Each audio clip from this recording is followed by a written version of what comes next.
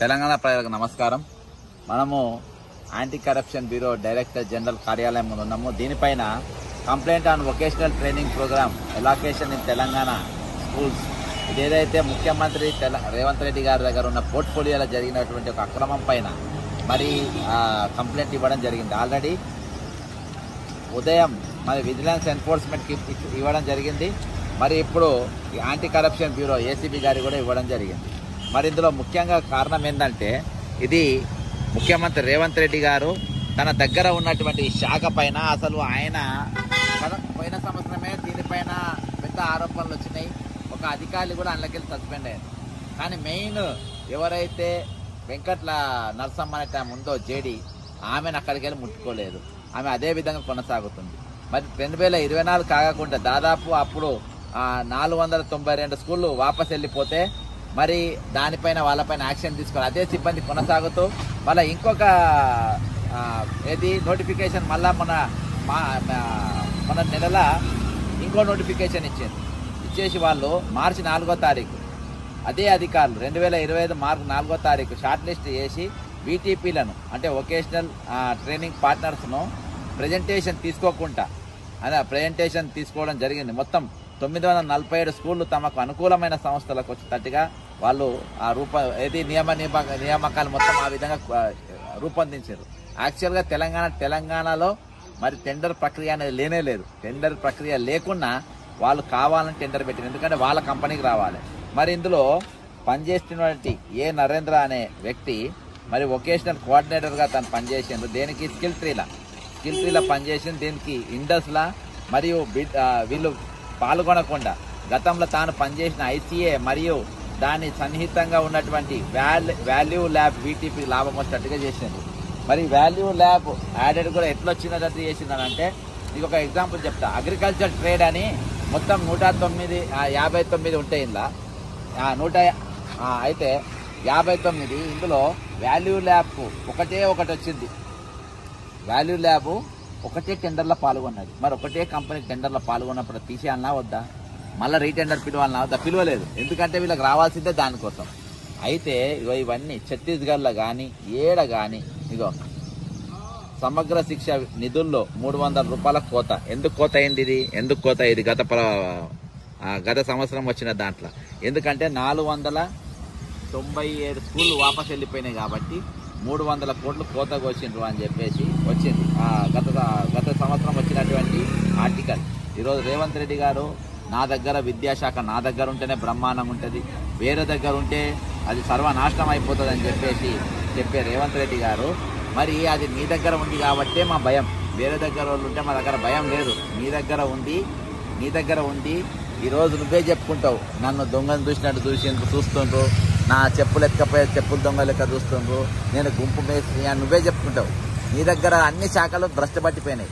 ఈరోజు మున్సిపల్ నీ దగ్గర పెట్టుకున్నావు, రోజు హైడ్రా దుకాణం పెట్టినావు, రోజు 10 ఇండ్లు గులగొట్టని నిద్రపోవు, మళ్ళీ అలా పెద్ద వాళ్ళు ఎవరిని ముట్టుకోవు.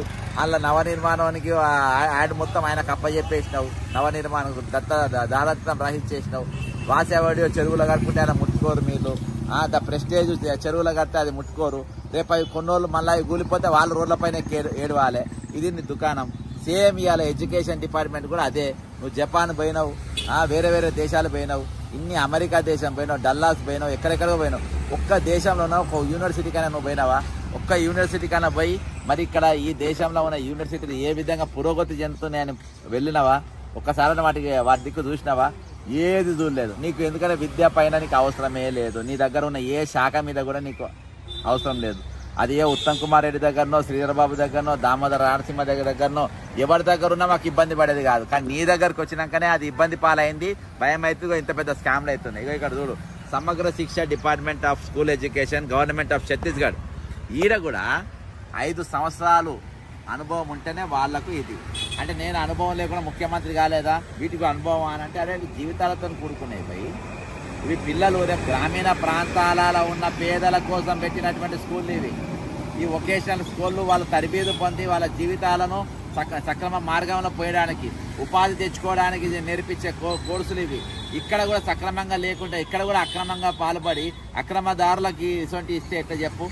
ఈరోజు రాజశేఖర్ రెడ్డి ఉన్నాడు, ఇలా పవన్ కుమార్ అంటే ఆయన ఉన్నాడు, సురేంద్ర అనేటోడు ఉన్నాడు, ఇంకోడు మన ఈమె జేడి లక్ష్మమ్మ, మన వెంకట్ నరసమ్మ, వీళ్ళందరూ కూర్చొని రాత్రి 8 గంటల దాకా ఆఫీసులలో కూర్చుంటారు.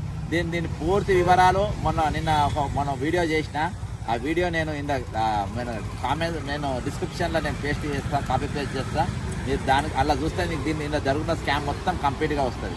ఈరోజు విజిలెన్స్ కానీ, ఏసీబీ కానీ, సిబిఐ కూడా ఇవ్వబోతున్న కేంద్ర సంస్థలు కూడా. ఎందుకంటే కేంద్రం 60% నిధులు, రాష్ట్రము 40% నిధులు. మరి 60% నిధులు మేము ఇస్తున్నప్పుడు మరి ఇక్కడ ఇద్దరు కేంద్ర మంత్రులు ఉన్నారు, బండి సంజయ్ ఉన్నాడు, కిషన్ రెడ్డి ఉన్నాడు. మరి వీటి మీద ఎందుకు చూస్తలేడు? వీటి మీద ఎందుకు దృష్టి పెడతలేరు? అంటే మాకు అవసరం లేదనుకుంటున్నారా వీళ్ళు? కాబట్టి ఈరోజు మాకేందని ఆకునూరు మురళున్నాడు, ఆయన అన్ని స్కూళ్ళు తిరిగిండు. మరి స్కూళ్ళల్లో ఇంత స్కామ్ జరుగుతూ ఉంటే నువ్వు కమిషన్ చైర్మన్గా ఉన్నారు, మరి ఇదొకసారి మీరు రివ్యూ మీటింగ్ చేయాలి కదా. ఈ కేంద్రంకి వెళ్ళి ఎన్ని నిధులు వస్తున్నాయి విద్య కోసం, అవి వెట్టిపోతున్నాయని మీరు ఆలోచించాల్సిన అవసరం ఉంది కదా. కాబట్టి ఈరోజు ఇంత జరిగిన మరొక పెద్ద కోట్ల రూపాయల స్కామ్ జరిగింది. దీనిపైన ఆల్రెడీ పోయిన సంవత్సరం కూడా రాపోలు భాస్కర్ అని ఎంఏ ఎల్ఎల్బి అడ్వకేటు, ఈయన డైరెక్టర్ స్కూల్ ఆఫ్ ఎడ్యుకేషన్కు కంప్లైంట్ పెట్టిండు. కంప్లైంట్ పెడితే దాని మీద ఎటువంటి చర్య ఏమని పెట్టిండు? Request to conduct detailed enquiry with regard allotment of PM Shri schools for vocational education and take necessary action against illegal allotment by additional. అప్పుడు కానీ దానిపైన ప్రియాంక నట మొక్కల్ని లాహికి చెందినట్టు ఒక్క గుడిపొడి ప్రియాంక మొక్కల్ని సస్పెండ్ చేశారు. తక్కిన ఏమని చేయలే, అందరు యథావిధిగా పనిచేస్తున్నారు. వాళ్ళందరూ కూడా చర్యలు తీసుకోవాలి, దీన్ని కాపాడాల్సిన అవసరం ఉంది. గ్రామీణ ప్రాంతాలలో ఉన్నటువంటి వ్యక్తులకు వాళ్ళకే ఇవి న్యాయం జరిగేటట్టుగా ఈరోజు అవి చేయాలి, వీళ్ళపైన యాక్షన్ తీసుకోవాలి. అంతేకాకుండా ఆడిటింగ్ కూడా చేయాలి, ఎంత నిధులు వచ్చినాయి, ఎంత నిధులు కోల్పోయినా కూడా ఆడిటింగ్ చేయాలని కోరుకుంటూ సెలవు తీసుకుంటున్నా. జై తెలంగాణ. ఇంకోటి మర్చిపోయినా, హోంశాఖ కూడా ఆయన దగ్గర ఉన్నది. మరి ఇప్పుడు ఆయన హోంశాఖనే 2 ఫిర్యాదులు ఇచ్చినా మరి అవేమైతే కూడా చూడాలి. జై తెలంగాణ.